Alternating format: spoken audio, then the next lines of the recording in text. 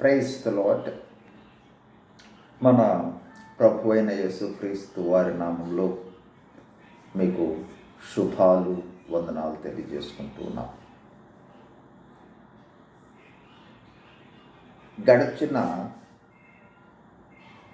వీడియోస్లో మనము దేవుని చిత్తము అంటే ఏమిటి, దేవుని చిత్తం అంటే దేవుని యొక్క ఇష్టము లేదా దేవుని యొక్క కోరిక లేదా దేవుని యొక్క ఉద్దేశము, ఆయనలో ఉన్న ప్రణాళిక, ఈ విధంగా దేవుని చిత్తము అనే విషయాన్ని గురించి మొట్టమొదట కొన్ని విషయాలను జ్ఞాపకం చేసుకున్నాం.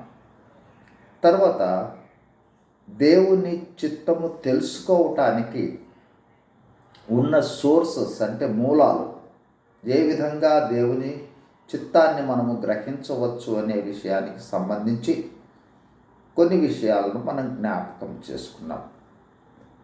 అట్లాగే సర్వమానవాళి పక్షముగా దేవుని యొక్క చిత్తం ఏమై ఉన్నది అనే విషయాన్ని ఆ తర్వాత వీడియోలో చూసాం. చూడండి, తిమోతికి రాసిన మొదటి పత్రిక, మొదటి తిమోతి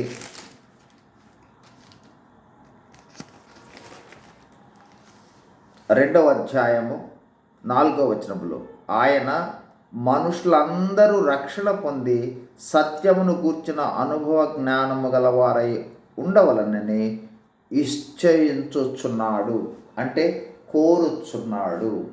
ఆయన యొక్క ఇష్టమది, దాన్నే దేవుని చిత్తం చెప్పొచ్చు. అంటే మానవులందరూ రక్షణ పొంది సత్యమును కూర్చిన అనుభవ జ్ఞానం కలగాలనేది రక్షణ ప్రతి ఒక్కరూ కలిగి ఉండాలి, రక్షణలోనికి ప్రతి ఒక్కరూ వచ్చి ఉండాలి అనేది దేవుని యొక్క చిత్తమై ఉన్నది.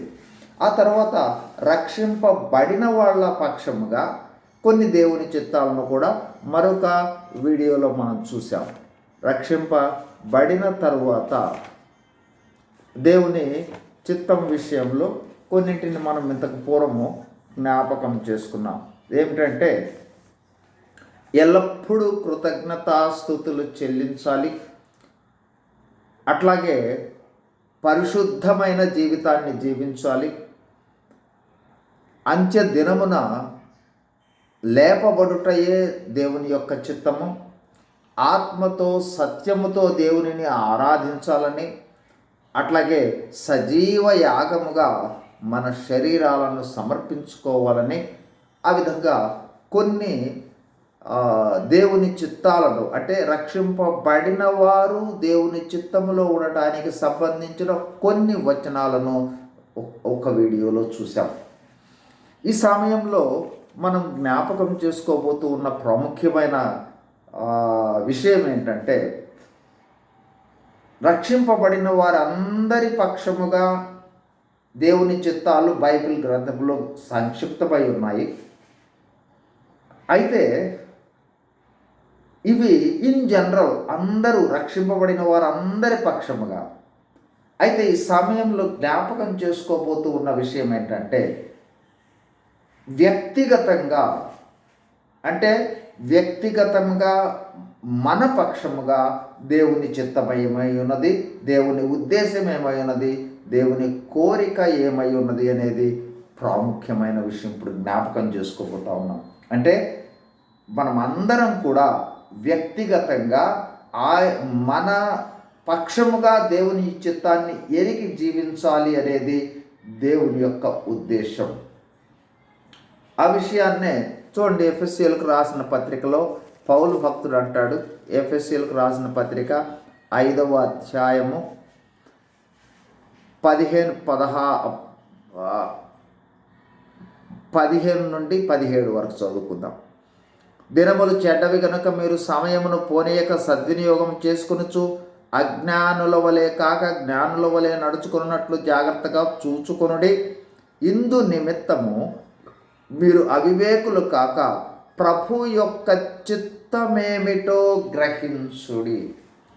రక్షింపబడిన వారందరూ వారందరూ కూడా వారి పక్షముగా దేవుని చిత్తమేదో గ్రహించాల్సిన అవసరత ఎంతైనా ఉంది. వ్యక్తిగతంగా దేవుని చిత్తం ఏంటి, మనం చేస్తూ ఉద్యోగాల పక్షముగా ఉద్యోగము నిర్వహించే విషయంలో దేవుని చిత్తం ఏమిటి, అట్లాగే మనమున్న కుటుంబంలో మన కుటుంబంలో మన యొక్క బాధ్యతల పక్షముగా దేవుని యొక్క చిత్తం ఏమిటి, వ్యక్తిగతంగా వివిధ రకాలైన అవసరాల నిమిత్తంలో లేదా పనుల నిమిత్తంలో దేవుని యొక్క చిత్తం ఏమై ఉన్నది. అట్లాగే మనం దేవుని యొక్క పనులలో ఉండి ఉంటాం, పరిచర్యల్లో ఉండి ఉంటాం, సేవకులుగా ఉండి ఉంటాం. కాబట్టి సేవకులుగా అట్లాగే పరిచారకులుగా సువార్థికులుగా దేవుని యొక్క చిత్తాన్ని గ్రహించి ఆ విధంగా మనము ఆయన చిత్తములో వివిధ పనులను చేస్తూ వెళుతూ ఉన్నట్లయితే దేవుడు సంతోషించేవాడిగా ఉండటం జరుగుతుంది. దేవునికి అది ఇష్టమైన కార్యము, దేవుని ప్రణాళికలో ఉన్న వాళ్ళం అవుతాము. ఆ విధంగా చేసిన ప్రణాళికలలో ఉన్న కార్యాలను బట్టి దేవుడు సంతోషించి దేవుడు మెచ్చుకునేవాడిగా కూడా ఉండటానికి అవకాశం ఉంది. ఈ సమయంలో దేవునికి ప్రత్యేకమైన ఉద్దేశాలు ఉన్నాయి మనందరి పక్షంగా. వ్యక్తిగతంగా గమనించండి, వ్యక్తిగతంగా మనందరి పక్షాన ప్రత్యేకమైన ఉద్దేశాలు ఉన్నాయి. ఎందుకంటే మనము దేవుని దృష్టిలో ప్రత్యేకమైన వాళ్ళము. మనకు దేవుడిచ్చిన జ్ఞానము ప్రత్యేకమైనది, అందరికీ ఒకే రకంగా ఉండదు. మనమున్న కుటుంబం ఒక ప్రత్యేకమైనది. మన ఉద్యోగ బాధ్యతలు వాటిలో నిర్వర్తించే విషయంలో ప్రత్యేకమైన వాళ్ళము. అట్లాగే దేవుడిచ్చే వివిధ రకాలైన ఆత్మ వరాలను కలిగి ఉండి ప్రత్యేకంగా ఉండే వాళ్ళంగా ఉంటాము. ఆత్మ ఫలాలను ఫలిస్తూ ప్రత్యేకంగా ఉండేవాళ్ళు ఉండటం జరుగుతుంది. కాబట్టి మనము దేవుని దృష్టిలో ప్రత్యేకమైన వారు, యూనిక్.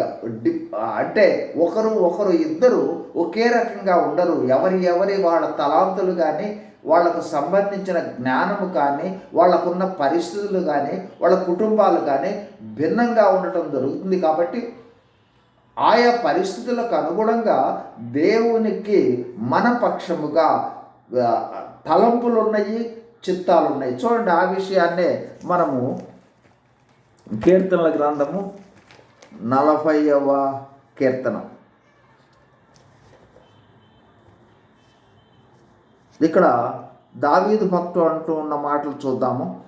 యెహోవా నా దేవా, నీవు మా ఎడల జరిగించిన ఆశ్చర్య క్రియలను, మా ఎడల నీకున్న తలంపులను బహు విస్తారములు, వాటిని వివరించి చెప్పేదననుకుంటున్నా, అవి లెక్కకు మించి ఉన్నవి. అంటే మన పక్షముగా దేవునికి ఉన్న తలంపులు, దేవుని చిత్తము విస్తారముగా ఉన్నది, అది లెక్కింప లేనంతగా ఉన్నది అని చెప్పడం జరుగుతుంది. అదేవిధంగా చూడండి, 139వ కీర్తనలో కూడా 17-18 వచనాలు. దేవా, నీ తలంపులు నాకెంత ప్రియమైనవి, వాటి మొత్తం ఎంత గొప్పది, వాటిని లెక్కించదని అనుకుంటున్నా, అవి ఇసుక కంటేనూ లెక్కకు ఎక్కువై ఉన్నవి. కాబట్టి మన పక్షముగా దేవునికి అనేక తలంపులు ఉన్నాయి. కాబట్టి మనము ఆయన చిత్తములోనికి వెళ్ళి ఆయన తలంపులను బట్టి మనము ప్రవర్తించే వారముగా ఉండటం అనేది దేవుని యొక్క ఉద్దేశమై ఉన్నది. అదేవిధంగా చూడండి, ఒకసారి మనం రక్షింపబడిన అనుభవంలోనికి రాగానే పౌలు భక్తుడు ఎఫెసీయులకు రాసిన పత్రికలో ఈ విధంగా రాస్తాడు. చూడండి, ఎఫెసీయులకు రాసిన పత్రిక 2వ అధ్యాయము 10వ వచనం. ఎఫెసీ 2:10.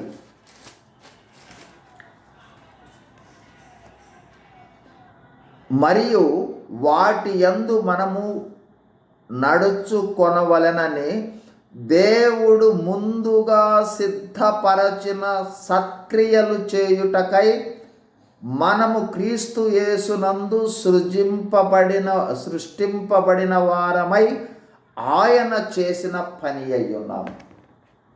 చూడండి, మనలను దేవుడు రక్షణలోనికి తీసుకుని రావడానికి కారణం ఏంటంటే, వ్యక్తిగతంగా ప్రతి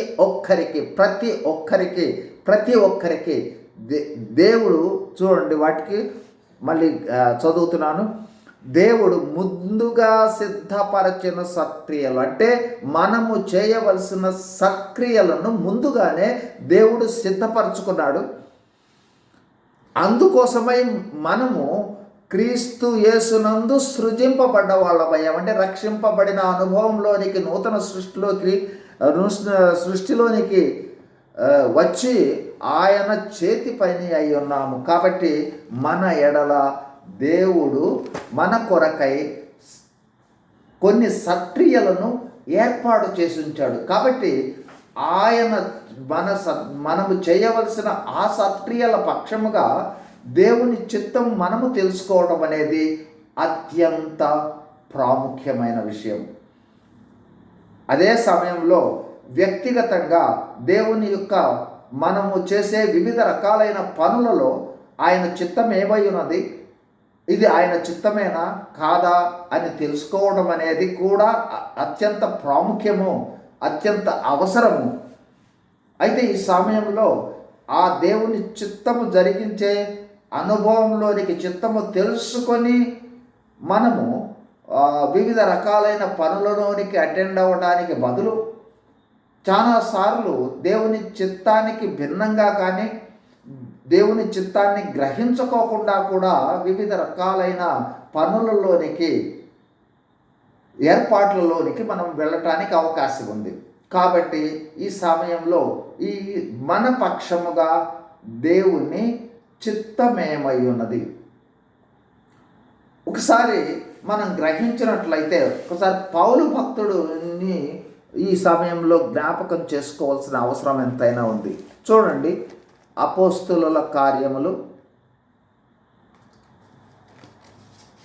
22వ అధ్యాయము 7వ వచనం నుండి చదువుతున్నాను.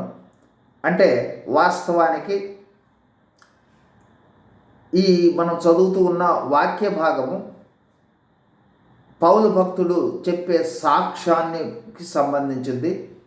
సంఘాన్ని హింసించటం కోసమని బయలుదేరిన పౌలుకు మార్గ మధ్యములో యేసుక్రీస్తు ప్రభు కనిపిస్తాడు.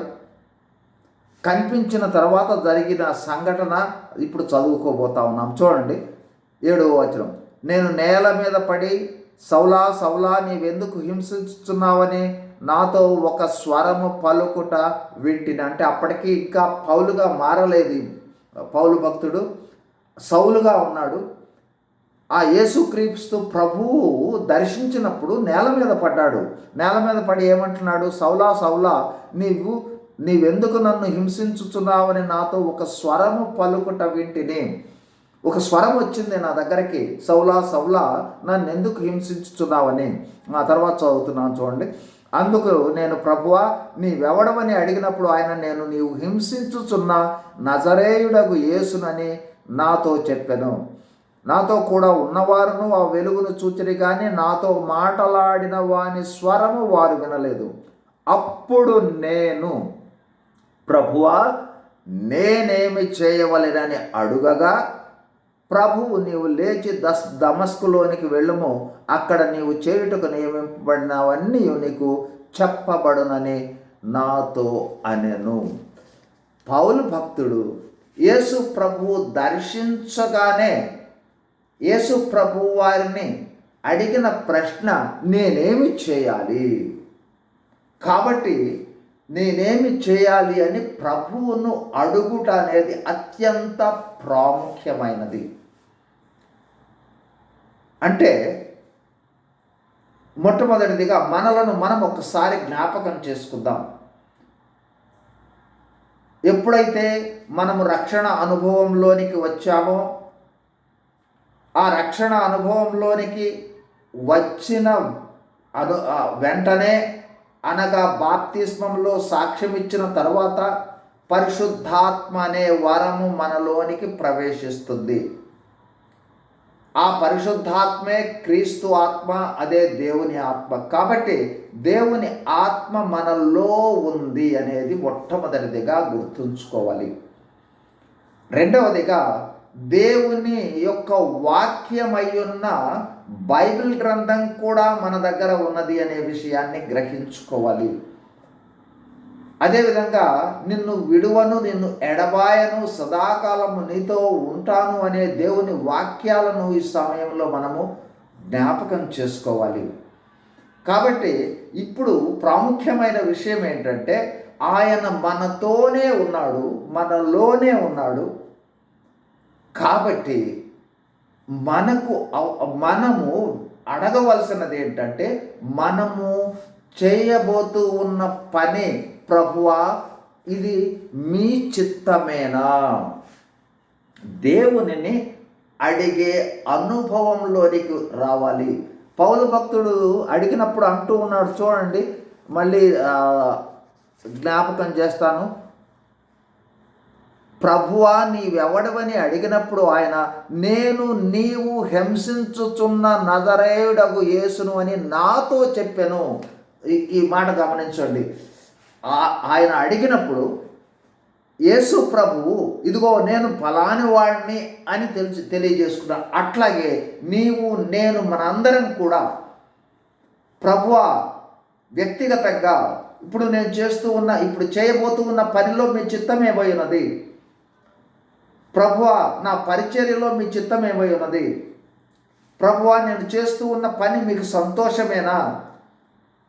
నేను ఫలానా పని చేయాలనుకుంటున్నాను, ఇది మీ చిత్తమేనా కాదా? మీరు గమనించినట్లయితే చాలా దావీదు భక్తుడు ప్రతిసారి కూడా దేవుని యొక్క చిత్తాన్ని తెలుసుకొని వివిధ రకాలైన పనులు చేశాడు, జయం పొందాడు. కొన్ని సమయాలలో చిత్తం నుండి తప్పిపోయిన సమయంలో నష్టం కూడా పొందటం జరిగింది. అయితే దేవుని చిత్తము తెలుసుకోవటం అనేది చాలా ప్రాముఖ్యమైన విషయం, అవసరమైన విషయము, అందరికీ అవసరమైన విషయమే. అయితే దేవుని చిత్తాన్ని మనము ఏ విధంగా తెలుసుకోవాలి అనే విషయము దాదాపుగా జ్ఞాపకం చేశాను.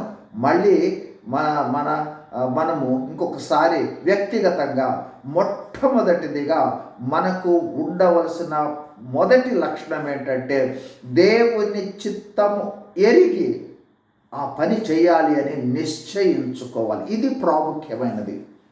వ్యక్తిగతంగా మనము మన వ్యక్తిగత ప్రతి విషయాలలో కూడా దానికి సంబంధించి దేవుని చిత్తాన్ని నేను తెలుసుకొని ఆ చిత్తము ప్రకారము నేను నడవాలి, లేదా ఆ చిత్తము ప్రకారము జీవించాలి, లేదా ఆ చిత్తము ప్రకారమే పరిచర్య జరిగించాలి అనే విషయాన్ని మనము నిశ్చయం చేసుకోవాలి. ఇది తీర్మానం చేసుకోవాల్సిన ప్రాముఖ్యమైన విషయం.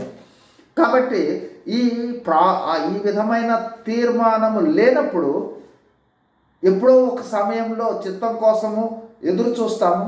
చాలాసార్లు చిత్తం కోసం చూసి మన చిత్తాన్ని చేయించుకోవడం జరుగుతూ ఉంటుంది. అయితే మనం గమనించాల్సింది ఏంటంటే, దేవుని చిత్తము ఎరిగి నేను ప్రతి పని చేయాలి. వ్యక్తిగతంగా ఉద్యోగ బాధ్యతలలో కానీ, అంటే ఉద్యోగ బాధ్యతలలో ఎదురయ్యే సమస్యలలో, అట్లాగే కుటుంబ బాధ్యతలలో, కుటుంబంలో ఎదురయ్యే సమస్యలలో, అట్లాగే పరిచర్యలో, దేవుని పరిచర్యలో అయితే పరిచర్యకు సంబంధించి, లేదా సంఘ అవసరతల గురించి ప్రతి విషయము కొరకు నేను దేవుని చిత్తాన్ని ఎరిగి దేవుని చిత్తము ప్రకారమే చేయాలి అని తీర్మానం చేసుకున్నట్లయితే, మొట్టమొదటిదిగా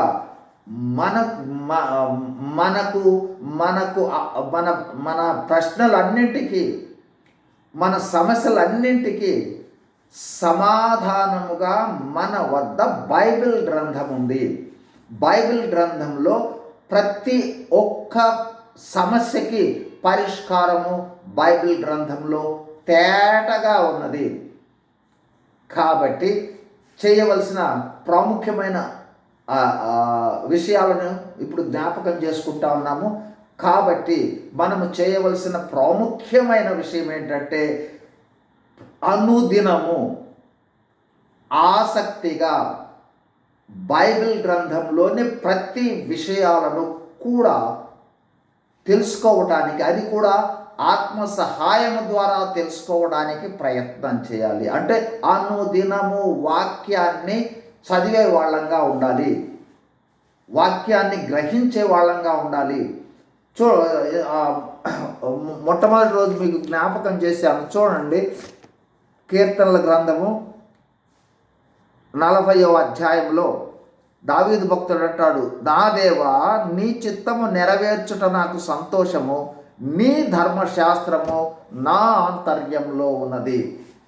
కాబట్టి దేవుని చిత్తాన్ని గ్రహించటానికి బైబిల్ గ్రంథాన్ని చదివి ఆంతర్యంలో దాచుకున్నట్లయితే ప్రతి సమస్యకు వచ్చిన వెంటనే మనలో ఉన్న ఆ బైబిల్ గ్రంథంలో నుండి దేవుని చిత్తాన్ని తెలియచేసేదిగా ఉండటం జరుగుతుంది. మొదటిదిగా వాక్యాన్ని చదువుకొని హృదయంలో భద్రం చేసుకోవాలి.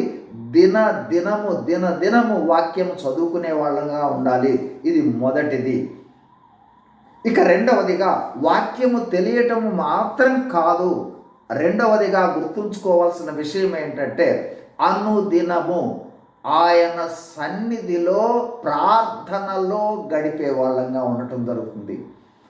బైబిల్ గ్రంథంలో చాలాసార్లు ఎల్లప్పుడూ ప్రార్థిస్తూ ఉండమని. కాబట్టి ప్రార్థించే అనుభవంలో ఉండాలి. ఈ ప్రార్థన అనుభవంలో కూడా మనము ప్రభువా నాకు ఇదిగో ఫలానా విషయంలో మీ చిత్తం కావాలి, ఫలానా విషయంలో చిత్తాన్ని తెలుసుకుని నేను ఆ పనులు చేయాలనుకుంటున్నాను, ప్రభువా మీ చిత్తాన్ని నాకు బయలుపరచమని అనుదినము ప్రార్థన చేస్తూ ప్రతిదినము ఆయన చిత్తంలో ఉండి ఆయన చిత్త ప్రకారం కార్యాలు చేసే వాళ్ళంగా ఉండాలని ప్రార్థించే అనుభవం ఉన్నట్లయితే, దేవుని సన్నిధిలో గడిపే అనుభవం ఉన్నట్లయితే తప్పనిసరిగా దేవుడు పౌలు భక్తుడితో ఏ విధంగా మాట్లాడాడో ఆ విధంగానే వాక్యం ద్వారా మాట్లాడతాడు ప్రభువు. అదేవిధంగా ప్రార్థన సమయంలో కూడా దేవుడు మనతో మాట్లాడతాడు. స్టిల్ స్మాల్ వాయిస్, మెల్లని స్వరంతో ఆయన మనకు ఆయన చిత్తాన్ని బయలుపరిచేవాడుగా ఉండటం జరుగుతుంది. ఆ విషయాన్నే ఆయన సన్నిధిలో గడిపే విషయాన్ని ప్రాముఖ్యంగా లూకాసు వార్తలో ఒక మాట తెలియజేస్తుంది, జ్ఞాపకం చేస్తాం. చూడండి,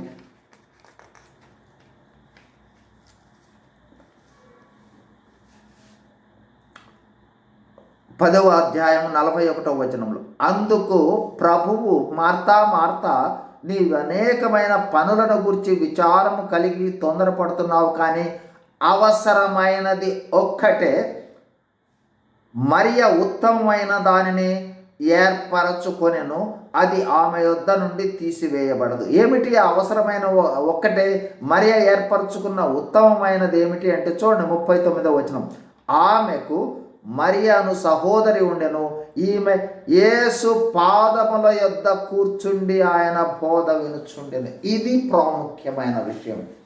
యేసు పాదాల చెంత చేరి, యేసు ప్రభువు వారి పాదాల చెంత చేరి, ప్రభువా మీ చిత్తం ఏమిటి అని ప్రార్థించే వాళ్ళంగా ఉండాలి. అంతేకాక వాక్యమై ఉన్న దేవుడైన యేసుక్రీస్తు ప్రభువు దేవుని యొక్క మాటలైన వాక్యాన్ని అంటే బైబిల్ గ్రంథాన్ని ఆంతర్యంలో ఉంచుకునే వాళ్ళముగా ఉండాలి. రెండు విషయాలను జ్ఞాపకం చేసుకున్నాం. అంటే ఒకటి, వాక్యము చదివి దేవుని చిత్తాన్ని గ్రహించే వాళ్ళముగా ఉండాలి. అనుదినము ప్రార్థనలో దేవుని చిత్తాన్ని తెలుసుకునే వాళ్ళంగా ఉండాలి. తర్వాత మూడవదిగా దేవుని జ్ఞానమును కొంతమంది వరముగా పొందిన దేవుని ప్రజలు సహవాసంలో ఉంటారు, దేవుని సేవకులు ఉంటారు, అట్లాగే భక్తులు ఉంటారు. వారికి వివిధ రకాలైన గిఫ్ట్స్ ఉంటాయి. అందులో దేవుని జ్ఞానాన్ని కలిగి ఉండి దేవుని చిత్తాన్ని తెలియజేసే విషయానికి సంబంధించిన గిఫ్ట్గా ఉన్న ప్రజలు ఎవరున్నారో వారి వద్ద నుండి మనము సలహాలు తీసుకోవడం ద్వారా కూడా దేవుని యొక్క చిత్తాన్ని మనము తెలుసుకోవడానికి అవకాశము ఉంది. అట్లాగే చూడండి, మరొక విషయాన్ని మీ గమనంలోనికి తీసుకుని వస్తే, ఇవన్నీ ఇంతకు పూర్వం వీడియోలు చూసాం. మరొక విషయాన్ని, పరిశుద్ధాత్మ యొక్క సహాయాన్ని కూడా తీసుకునే వాళ్ళంగా ఉండాలి. యెషయా గ్రంథము 30:21. యెషయా గ్రంథము 30:21.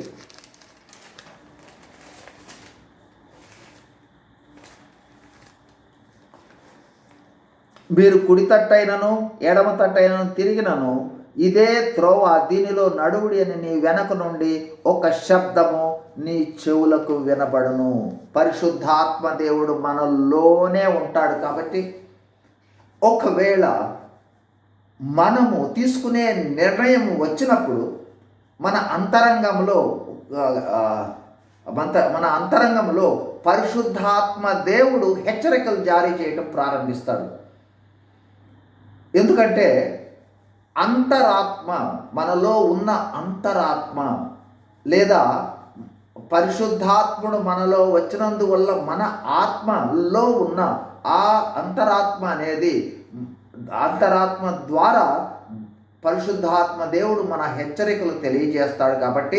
కాబట్టి మనలో నుండి పరిశుద్ధాత్మ దేవుడు ఏమి మాట్లాడుతూ ఉన్నాడు, అవునా కాదా, ఆటంకంగా ఉన్నదా అనే విషయాలు, అంటే పరిశుద్ధాత్మ దేవుని వద్ద నుండి వచ్చే ఆ సలహాలను లేదా తెలియజేసే ఆ మాటలను గ్రహించే వాళ్ళుగా ఉండాలి. కాబట్టి ఆ విధంగా ఉన్నట్లయితే మనకు పరిశుద్ధాత్మ దేవుడు కూడా సహాయం చేస్తాడు. తద్వారా మనము ఆయన చిత్తాన్ని ఎరిగే వాళ్ళంగా ఉంటాము. అట్లాగే మరొక విషయాన్ని చూడండి, రోమా 8:28లో మనం చూసినట్లయితే, దేవునిని ప్రేమించు వారికి అనగా ఆయన సంకల్పము చొప్పున పిలువబడ్డ వారికి మేలు కలుగుటకై సమస్తము సమకూడి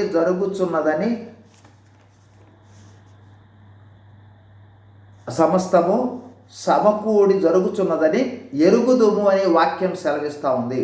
కాబట్టి పరిస్థితులు, మనము ఒక పని చేయాలి అని అనుకుని దేవుని సన్నిధిలో కనిపెట్టేటప్పుడు మనం గమనించవలసినది, పరిస్థితులు సమకూడి జరుగుతున్నాయా, వ్యతిరేకంగా ఉన్నాయా, అనుకూలంగా లేవా, ఎట్లా ఉన్నాయనే పరిస్థితులను బట్టి కూడా మనము చేయబోతూ ఉన్న పనులు అవి అనుకూలమేనా, అంటే దేవుని చిత్తమేనా లేదా కాదా అనే విషయాన్ని గ్రహించటానికి అవకాశం ఉంది అనే విషయాన్ని మనము గమనించాలి. అట్లాగే సామెతలు 3:6కు వెళ్ళబోయే ముందు ఇంకొకటి ఏంటంటే, దైవ క్రమంలో జరుగుతూ ఉన్న అపోస్తుల బోధ, రొట్టె విరుచుట, సహవాసము, ప్రార్థన చేయుట.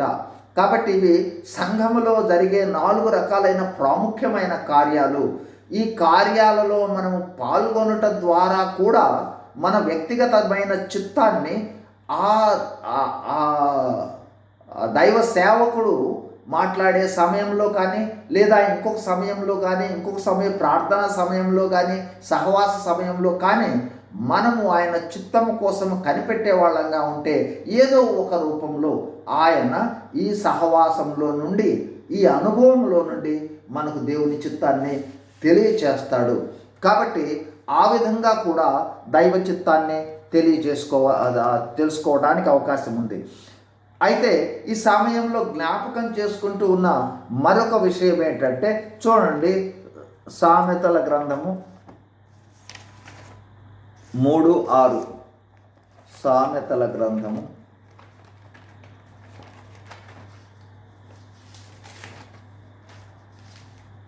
3:6. నీ ప్రవర్తన అంతటి యందు ఆయన అధికారమునకు ఒప్పుకొనుము, అప్పుడు నీ త్రోవలను సరళము చేయును.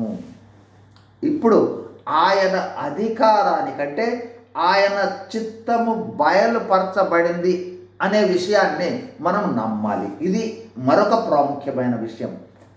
కాబట్టి ఆయన చిత్తము తెలిసిన తర్వాత ఇది దేవుని చిత్తము అనే విషయాన్ని నమ్మాలి. ఆ తర్వాత ఆ చిత్తాన్ని చేయటానికి మనం సిద్ధంగా ఉండాలి. చిత్తాన్ని తెలుసుకోవడం కాదు, చిత్తం బయలుపడుతుంది. ఇప్పుడు చెప్పిన విషయాలలో వాక్యం ద్వారా దేవుని చిత్తం బయలుపడవచ్చు, ప్రార్థన ద్వారా దేవుని చిత్తం పరచబడవచ్చు, లేదా దైవ సేవకులు లేదా జ్ఞానవంతుల ద్వారా దేవుడు చిత్తాన్ని బయలుపరచవచ్చు. అదేవిధంగా పరిశుద్ధాత్మని యొక్క సహాయము ద్వారా దేవుని చిత్తాన్ని బయలుపరచడానికి అవకాశం ఉంది. అట్లాగే పరిస్థితులను బట్టి దేవుని చిత్తము బయలుపరచబడినప్పుడు ఆ చిత్తాన్ని నమ్మాలి, తర్వాత ఆ చిత్తాన్ని చేయటానికి సిద్ధంగా ఉండాలి. ఇది చాలా ప్రాముఖ్యమైన విషయం. కాబట్టి ఈ దేవుని చిత్తం అనేది బయలుపరచబడ్డ తర్వాత ఎంత క్రయము చెల్లించైనా సరే దేవుని చిత్తాన్ని చేయాలి అనే నిశ్చయతను, విశ్వాసాన్ని, నమ్మకాన్ని, విధేయతను మనం కలిగి ఉండటం అనేది మరొక ప్రాముఖ్యమైన విషయం. వీటన్నింటినీ క్లుప్తంగా క్రోడీకరించి చూడండి. మొట్టమొదట చదువుకున్న వాక్య భాగంలోనే కనిపిస్తుంది. వీటన్నింటినీ క్రోడీకరించి పౌలు భక్తుడు చెప్తూ ఉన్నాడు. ఎఫెసీయులకు రాసిన పత్రిక 5వ అధ్యాయము 17 నుంచి చదువుతున్నాను. చూడండి, 17-18 చదువుతున్నాను. 17 ఇందు నిమిత్తము మీరు అవివేకులు కాక ప్రభు యొక్క చిత్తమేమిటో గ్రహించుడి అని చెప్పిన తర్వాత ప్రభు చిత్తము గ్రహించుడి అంటూ కంటిన్యూయేషన్ సెంటెన్స్ చూడండి ఏమనుందో. మరియు మద్యముతో మత్తులై ఉండకడి, దానిలో దుర్వ్యాపారములతో అయితే ఆత్మపూర్ణులై ఉండుడి. కాబట్టి ఇక్కడ పౌలు భక్తుడు జ్ఞాపకం చేస్తూ ఉన్న విషయం ఏంటంటే, ప్రభువు చిత్తాన్ని గ్రహించి ప్రభువు చిత్త ప్రకారము మనము చేయాలి అన్నట్లయితే మనకు అవసరమైన ప్రాముఖ్యమైన లక్షణము ఆత్మపూర్ణులై ఉండుట, ఆత్మ చేత నింపబడుట, ఆత్మ ఆధీనంలోనికి వచ్చుట, ఆత్మ తెలియజేసే విషయాలను చేయుట. ఇవన్నీ చేయాలి అన్నట్లయితే ఎప్పుడైతే హోలీ స్పిరిట్తో నింపబడతామో, అనగా హోలీ స్పిరిట్ ఆధీనములో ఆ శిరసత్వంలోనికి వెళ్తామో, లేదా దేవుని యొక్క హోలీ స్పిరిట్ యొక్క ఆత్మ అంటే క్రీస్తు ఆత్మ, అనగా యేసుక్రీస్తు ప్రభువారి ఆత్మ ఆధీనంలోనికి, అనగా యేసుక్రీస్తు ప్రభువారి శిరసత్వం కిందకి వెళ్తాము, అనగా దేవుని శిరసత్వం కిందకి వెళ్తాము. ఆత్మ చేత నింపబడే ఉండే అనుభవంలో ఉన్నట్లయితే వాక్యము మీద ఆశ ఉంటుంది. వాక్యాన్ని చదివి మన హృదయంలో భద్రపరచుకోవటం ఉంటుంది. ఎప్పుడైతే ఆ ఆత్మతో నింపబడిన అనుభవం ఉంటుందో దేవుని పాదాలను విడిచిపెట్టే వాళ్ళంగా ఉండము, దేవుని పాదాల చెంతే కూర్చుంటాము, అనేక విషయాల కొరకు గోదాడతాము, అందులో ఆయన చిత్తము కొరకు కూడా కనిపెట్టే వాళ్ళంగా ఉండటం జరుగుతుంది. ఆత్మతో నింపబడి ఉన్నట్లయితే ప్రతి సమస్య అడిగిన వెంటనే ఆత్మ మనకు సహాయాన్ని ఇస్తుంది, ఇది వద్దు ఇది కావాలని. అట్లాగే ఆత్మ పూర్ణులై ఉన్నట్లయితే ఇతర జ్ఞానులు, పెద్దలు, జ్ఞానము గలవాళ్ళు, దైవ సేవకులు వాళ్ళ వద్దకు వెళ్ళి దేవుని చిత్తాన్ని తెలుసుకోవడానికి ప్రయత్నం చేస్తాం. ఎందుకంటే ఆత్మతో నింపబడ్డ వాళ్లకు ఉండే గుణము విధేయత, తగ్గింపు, దీనత్వము. ఆత్మతో నింపబడకపోతే వాళ్ళ దగ్గరికి వెళ్ళి అడిగేది ఏముందిలే అనే రకమైన తలంపు రావడానికి అవకాశం ఉంది. ఆత్మతో నింపబడినట్లయితే వాళ్ళు ఒకరినొకరికి లోబడి ఉండే స్వభావం ఉంటుంది. కాబట్టి ఆత్మతో నింపబడ్డ వాళ్ళు ఇతరుల యొద్దకు వెళ్ళి వారి వద్ద నుండి వారి జ్ఞానములో నుండి, వారికి తెలిసిన జ్ఞానము నుండి మనకు అవసరమైన దేవుని చిత్తాన్ని తెలుసుకోవడానికి ప్రయత్నం చేస్తారు. అట్లాగే ఆత్మతో నింపబడిన వాళ్ళు మనం అనుకుంటూ ఉన్న దానికి చేస్తూ ఉన్న పనికి సంబంధించి, అనుకుంటూ ఉన్న పనికి సంబంధించి జరుగుతూ ఉన్న పరిస్థితులు సమకూడి జరుగుతున్నాయా లేదా అనే విషయాన్ని విచక్షణ చేయగలిగి ఉంటారు. ఆత్మ పూర్ణులై ఉన్నట్లయితే దేవుని చిత్తాన్ని 100కి 100 నమ్మేవాళ్ళుగా ఉండటం జరుగుతుంది. అట్లాగే ఆత్మ పూర్ణులై ఉన్నట్లయితే ఆయన ఆ వచ్చిన చిత్తాన్ని ఆ చిత్తాన్ని జరిగించటం కోసం లేదా ఆ చిత్తాన్ని చేయటం కోసం ఎంత క్రయాన్నైనా సరే చెల్లిస్తారు. ఎలాంటి పరిస్థితులైనా, అది దేవుని చిత్తమైనట్లయితే ఎలాంటి పరిస్థితులైనా సరే ఆత్మ పూర్ణులైన వాళ్ళు దేవుని చిత్తంలోనికి వెళ్ళి చేసేవాళ్ళుగా ఉండటం జరుగుతుంది. కాబట్టి ప్రియ సహోదరుడా, సహోదరి, దేవుని చిత్తము మన పక్షముగా వ్యక్తిగతంగా మనకు ప్రతి ఒక్కరము ప్రత్యేకమైన వాళ్ళం కాబట్టి దేవుని ప్రతి ఒక్కరి పక్షంగా వివిధ రకాలైన చిత్తాలు ఉన్నాయనే విషయాన్ని గ్రహించాలి. వ్యక్తిగతంగా మన పరిస్థితులు, కుటుంబ పరిస్థితులు, సంఘ పరిస్థితులు, ఇతర పరిస్థితులను బట్టి దేవుడు తన చిత్తాన్ని బయలుపరిచి నడిపించేవాడుగా ఉండటం జరుగుతుంది. కాబట్టి ఆ చిత్తాన్ని ఎరగటానికి ఇప్పటివరకు మనం జ్ఞాపకం చేసుకున్న విషయాలను మనము మన గమనంలో ఉంచుకొని, అన్నిటికన్నా ప్రాముఖ్యం ఎల్లప్పుడూ ఆత్మ పూర్ణులై ఉండే అనుభవంలో, ఆత్మ ఆధీనంలో ఉండి మనం జీవించేవాళ్ళుగా ఉన్నట్లయితే మనము దేవుని చిత్తాన్ని నెరవేర్చే వాళ్ళంగా ఉండటం జరుగుతుంది. ఈ దేవుని చిత్తము నెరవేర్చుట అనేది ఈ లోకములో ఆశీర్వాదకరము, దీవెనకరము. దేవుని ఉద్దేశాలు నెరవేర్చే వాళ్ళం అవుతాం. కాబట్టి రాకడ తరువాత దేవుని చిత్తము జరిగించే వాళ్ళే రాకడలో ఎత్తబడతారని వ్రాయబడింది వాక్యము.